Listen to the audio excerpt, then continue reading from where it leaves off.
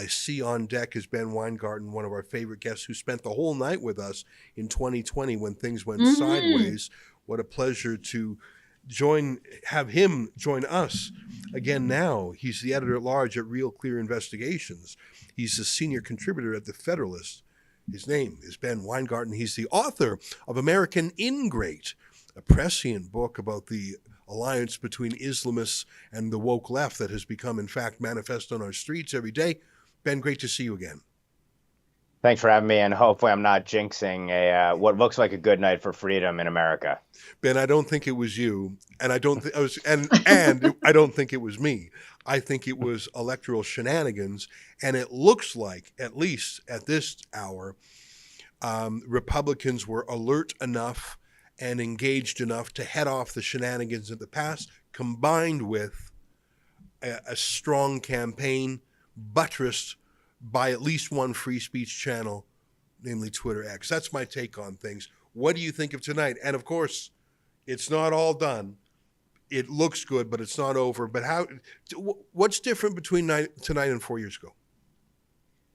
Well, I think you hit the nail on the head regarding election integrity or election disintegrity that existed in 2020. You had a, let's say, unique and novel voting method that was imposed upon the country under the guise of pandemic last time around, where you had unlawfully non-legislators basically writing the rules and regulations around elections. And this was a tailor-made system for Democrats to exploit to the hilt. This was sort of the culmination of years of eviscerating, eroding election integrity standards. Plus, of course, you had Trump saddled with COVID as well, which the propaganda was never ending with respect to that, with the death counts on every single news network every single night, and the counter programming of the likes of Mayor Cuomo in New York, or Governor Cuomo in New York, rather. So you put all of those different factors together, and there's a sea change now, which is that there were 4 years, first of all, for Republicans to drastically up their game in terms of get out the vote efforts and being able to compete under a system alien to them. You did have some state legislators that took measures to dramatically improve their election integrity standards.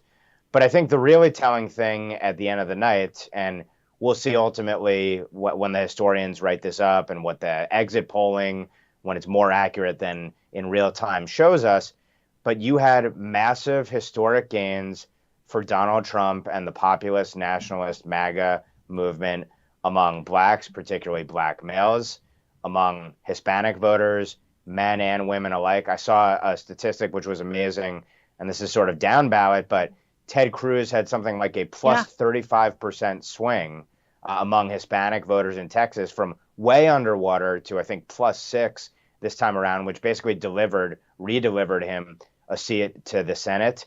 And really, you had the fear-mongering about, first of all, democracy being in peril from the very people imperiling it, and also the fear-mongering with regard to abortion and the argument that that was going to somehow swing enough women to tilt things. But the tail of the tape is simply that Donald Trump and the Get Out the Vote movement around him were able to turn out MAGA voters, were able to turn out low-propensity voters, essentially in the rural, forgotten American areas.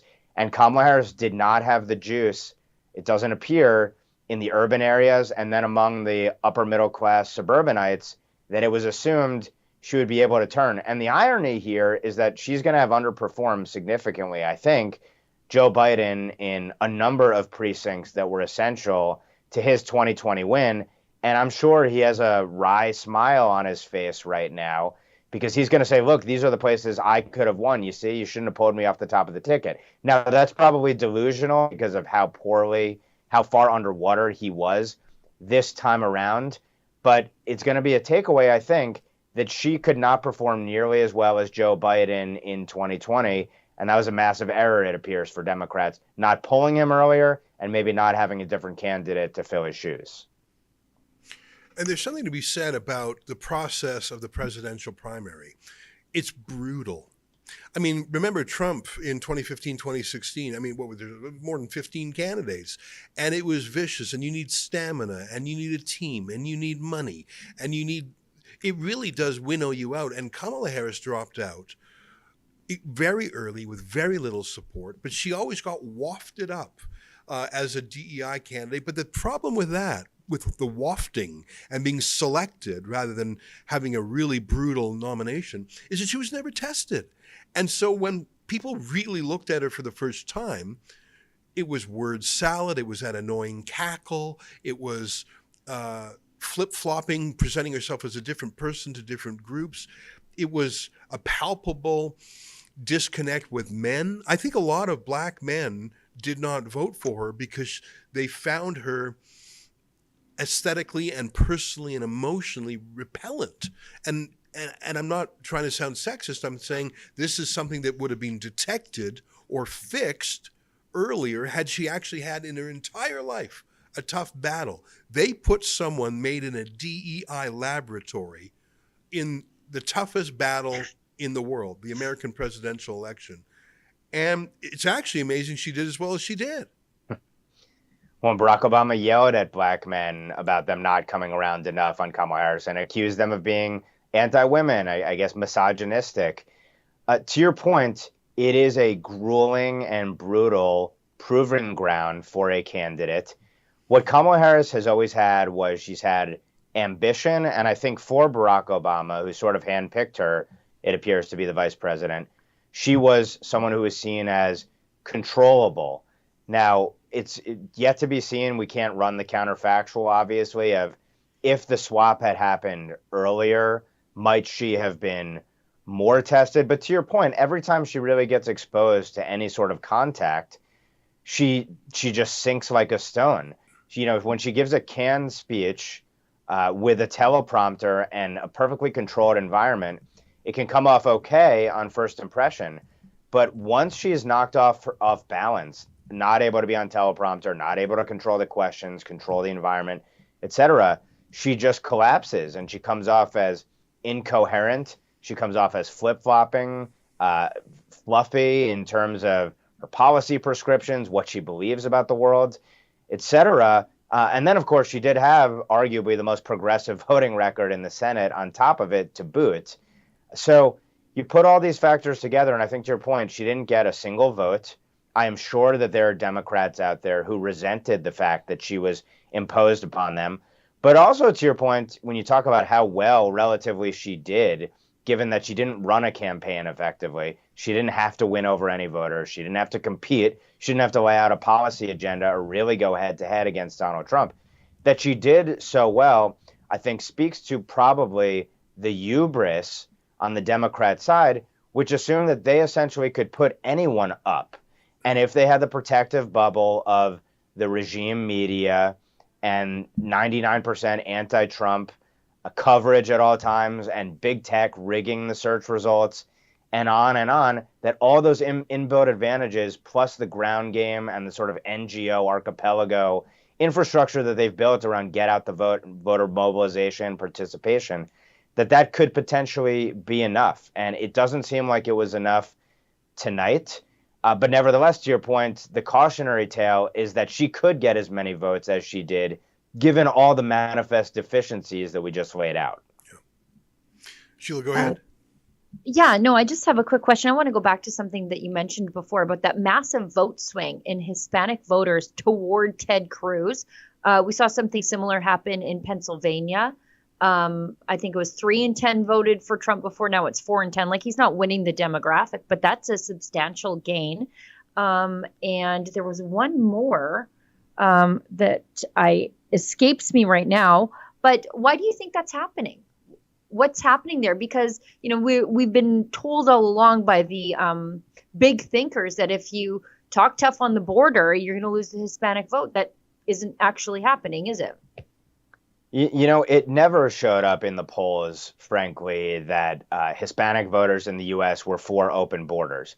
And it shouldn't necessarily be surprising, because if you are a legal American citizen, then you believe in sovereignty and you believe that you have to follow the rules, go to the back of the line, and go through a legitimate process to become a U.S. citizen, not just run across the border and get all the benefits of the U.S.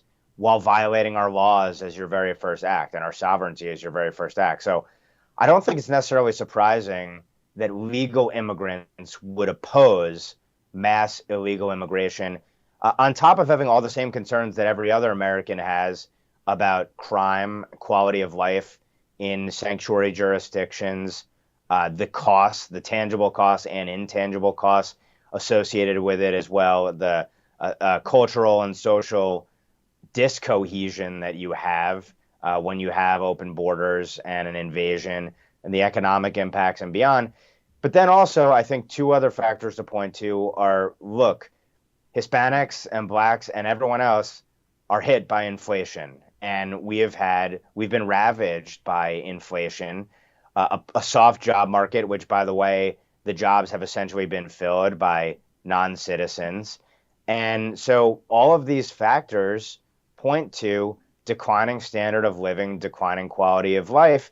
And you look at what life was like under 4 years of Donald Trump, and comparatively, it looks substantially better. So it's not necessarily surprising that his agenda ultimately, and the question, are you better off than you were 4 years ago, that would resonate potentially with blacks and Hispanics as it does with all other Americans.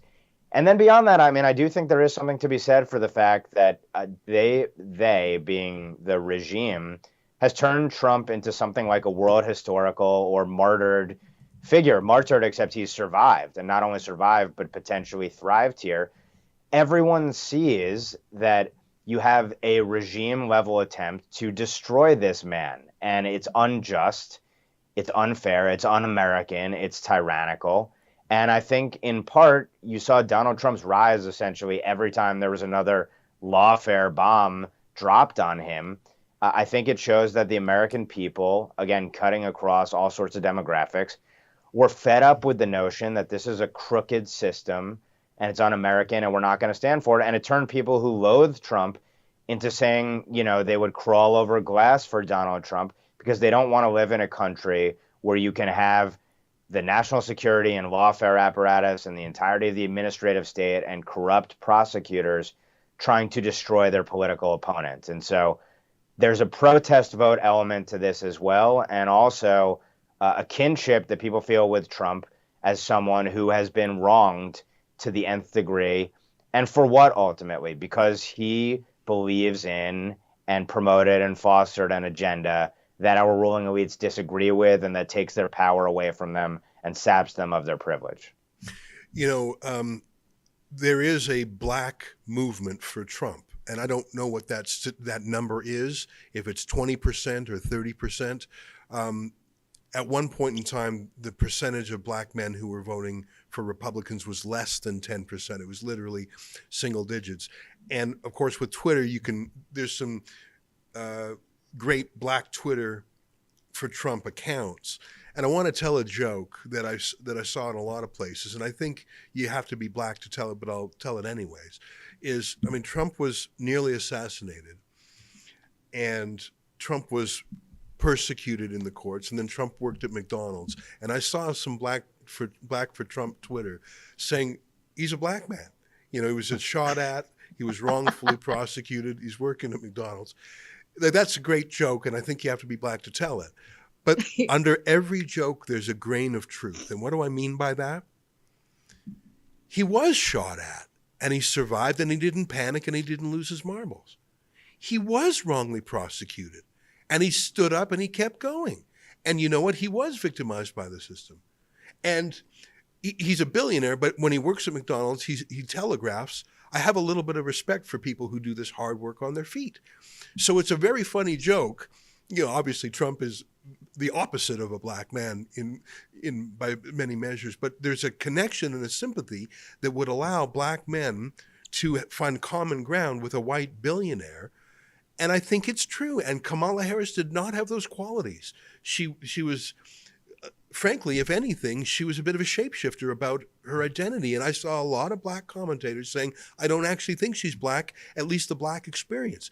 I'm not the right person to have this conversation. I'm an observer to black America.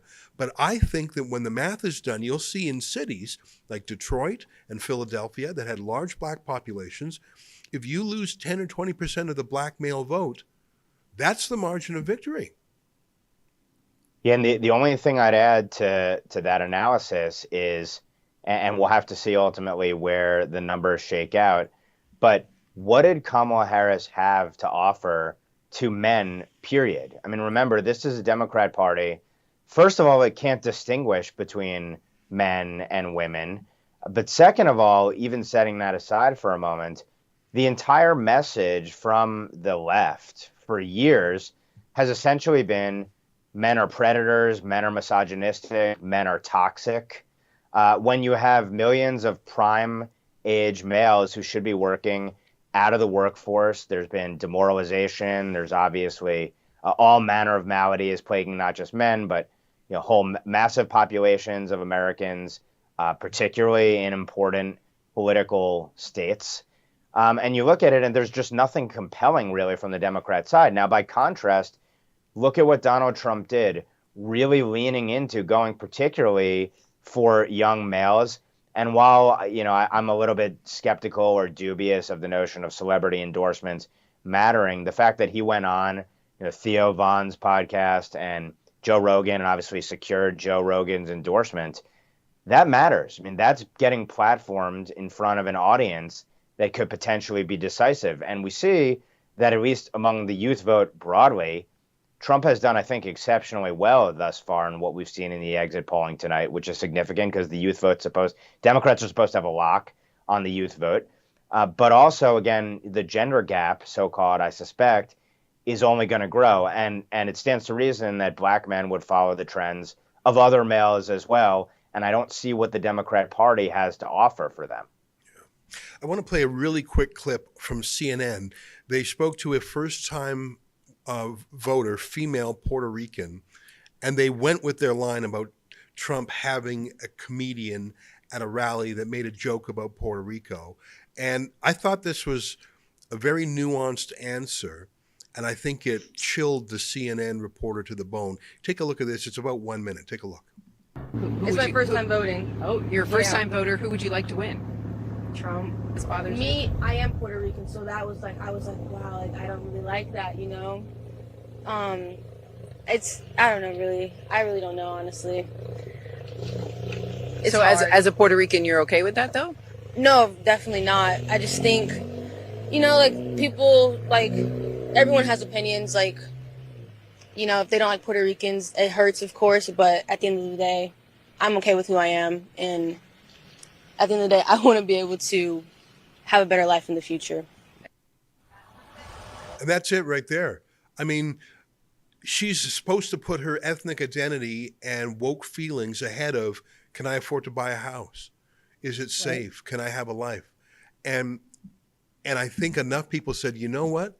Life was better under Trump. Ben, last word to you, because I know we got to let you go free and we've got a lot of other things, but I want it's not over till it's over, but it's looking good at 10 minutes to midnight Eastern time. Tell me what or who the biggest loser is, obviously other than Kamala Harris and the Democrats. What was set back, undone, or broken tonight that's more important than anything else? Well, I think that this is a stunning rebuke of the entire regime, our ruling class, to the extent that Donald Trump does win. They've thrown everything possible at this man for almost a decade now, but it's really this man as a proxy for tens of millions of Americans who have rejected their policies domestically and abroad. They smear, malign, and then pursue Americans who they disagree with as if they're fascists or terrorists or worse. They've violated our liberties to the nth degree, at least by any historical measure in America. And the propaganda has been of epic proportions, even for the regime media, reaching new heights. And despite all of that, it appears, at least, and to your point, it's not over. I think the New York Times NITO now has it at around 91% chance of victory for Donald Trump. Yep. But let's see what happens. We know what happened late at night in 2020 and then in the days that followed. But if the trends hold up and if Donald Trump does prevail, it's a stunning rebuke across the entirety of our ruling class. And it's some form of retribution and some form of justice for Trump and the tens of millions of people who have supported him and whose consent was violated in the first term of Donald Trump when he was sabotaged and subverted by these forces as well. And last but not least, if you were going to put it on one person besides Kamala Harris, it's Barack Obama, because this was a third term of Barack Obama. Kamala Harris was his handpicked vice president at the end of the day. And all of his policies have been pursued in this third term and would have been pursued to the extent Kamala loses in a fourth term. This was Barack Obama. It's Barack Obama's party. It was ultimately, I believe, Barack Obama, and there's reporting to corroborate this, that it was Barack Obama who really called the shot and forced Biden out, even though some have said it was really Nancy Pelosi. You know that Barack Obama is the muscle in the party. He is the new version of Bill and Hillary Clinton. So a loss really is on Barack Obama. He is hardest hit as a consequence of this, beyond Kamala herself. Ben Weingarten, great to see you again. Thank you for your wisdom, and a much happier night than the last time where you spent many hours with us and it went from a win to a loss. Looks like tonight it will remain a win. Take care, my friend. You too. Thanks for having me. All right. Oh, hi, it's Ezra Levant here in Toronto with an important message because we need your help. Independent journalism in Canada is under attack. Government censors, big tech deplatformers, and the dying legacy media are all working together to maintain exclusive control on the information you receive. They don't want you to hear other voices like ours, and they really don't want you to be informed and to think for yourself. That's why the work we do here at Rebel News is so important. Our on-the-ground reporting, independent news shows, and special content you won't find anywhere else. It's all designed to give you trustworthy information and alternative viewpoints so you can decide for yourself. We don't get government money, and we are not owned by some big global conglomerate. We're funded by people just like you, so please support independent journalism and help us continue our work by subscribing and becoming a Rebel News Plus member today, right here on the page. Go to rebelnewsplus.com. Members get instant access to all of our shows, invitations to exclusive events, and access to our premium content like live event footage and documentaries you won't see anywhere else. Only Rebel News Plus members can join the conversation by participating in the comments section of our new website. That way you can have your say too.